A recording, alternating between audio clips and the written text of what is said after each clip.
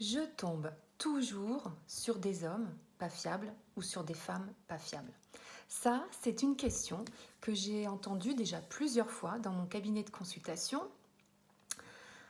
de la part d'hommes d'ailleurs ou de femmes, qui avaient tendance à me dire que ils étaient assez malheureux parce qu'ils se rendaient compte que dans toute leur relation amoureuse, il y avait toujours une espèce de schéma répétitif qui était récurrent et qui leur laissait penser qu'ils tombaient sur des partenaires, hommes ou femmes, qui n'étaient pas fiables. Pour prendre l'exemple de la patiente dont qui m'en avait parlé, elle était très malheureuse, elle avait la sensation que le sort s'acharnait sur elle, que tous les hommes qu'elle avait rencontrés lui faisaient jusqu'à présent, au début en tout cas, des promesses et ne les respectaient jamais. Tout au long de cette thérapie, au début, en tout cas les premières consultations, je me suis dit mais mince, mais c'est pas possible. Il y a un schéma qui se reproduit à chaque fois dans ces relations. Et j'ai pensé du coup à une espèce de concept d'analyse thérapeutique que l'on a en tant que psychologue et qui s'appelle les schémas de dysfonctionnement. Alors qu'est-ce que c'est que les schémas de dysfonctionnement? En fait, c'est un ensemble d'éléments que notre système de psychologie a construit tout au long de la maturation de notre cerveau, c'est-à-dire entre 0 et 25 ans. Pendant cette période, entre 0 et 25 ans, et surtout pendant l'enfance, nous rencontrons des situations plus ou moins graves qui nous font souffrir.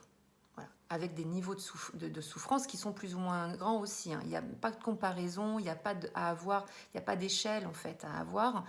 Toute souffrance en fait signifie que l'on vit quelque chose qui ne nous convient pas. Et enfant, en fait, on rencontre tous des situations où on a un besoin qui n'est pas assouvi et où ça nous génère de la souffrance. Voilà. Et donc, pour ne plus, à ces moments-là, que les situations identiques se reproduisant nous fassent souffrir, notre système inconscient, notre psyché inconscient, en fait, met en place des idées, des comportements, des modes de fonctionnement pour que l'on ne souffle plus à l'avenir dans des situations-là. Sauf que ces modes de fonctionnement, en fait, sont des espèces de masques, des espèces de jeux de rôle que l'on met en place pour ne plus souffrir. Ça n'est pas en accord avec qui on est. C'est pour ça qu'on appelle ça des schémas de dysfonctionnement ou des schémas dysfonctionnels. Mais toujours est-il que une fois que ces schémas de dysfonctionnement ont été mis en place, qui nous permettent d'être moins dans la souffrance face aux situations qui nous dérangent, eh bien nous les répétons tout au long de notre vie, dans les différentes situations que nous rencontrons, et notamment nous les répétons beaucoup dans nos relations avec les autres. Alors, quand nous nous rendons compte qu'il y a des types de relations qui nous font souffrir, bien évidemment, il faut arrêter de vouloir les subir en fait. Il faut prendre les choses en main. Il ne faut plus subir ses pensées. Alors cela peut prendre du temps, mais en tout cas, cela demande de l'aide, ça c'est sûr, d'un psychologue, d'un thérapeute. Pour ceux qui ne veulent pas consulter, ça peut être par le biais d'un accompagnement en ligne, des formations, des choses comme ça.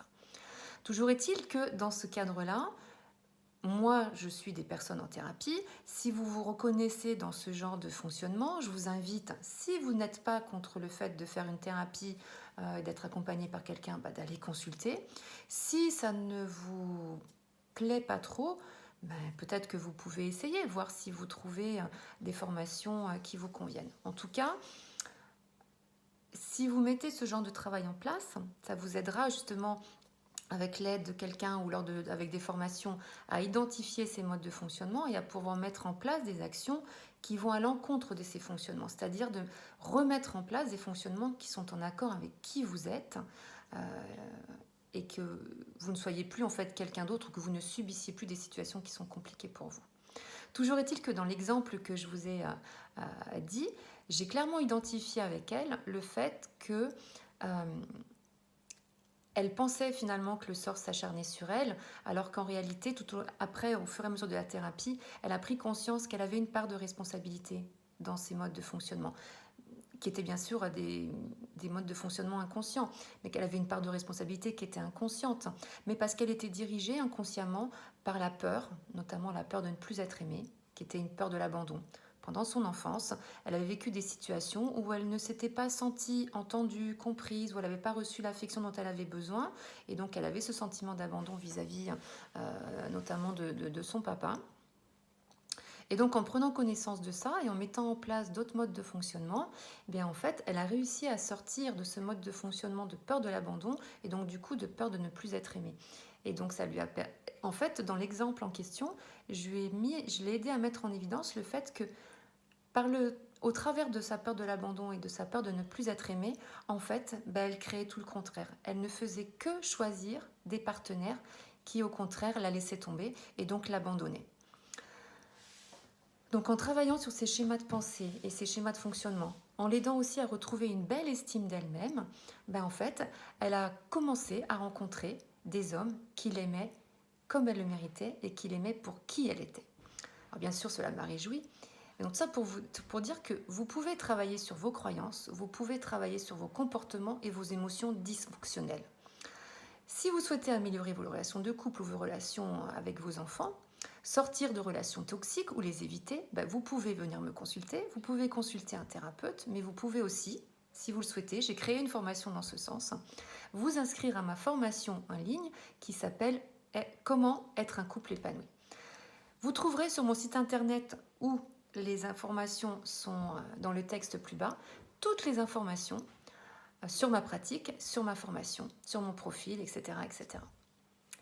En tout cas, si vous êtes reconnu dans tout ce que je viens de vous dire, surtout arrêtez de subir et essayez de vous créer, les relations dont vous avez besoin. Et pour cela, forcément, ça nécessite de travailler un peu sur soi. Prenez soin de vous, à très bientôt.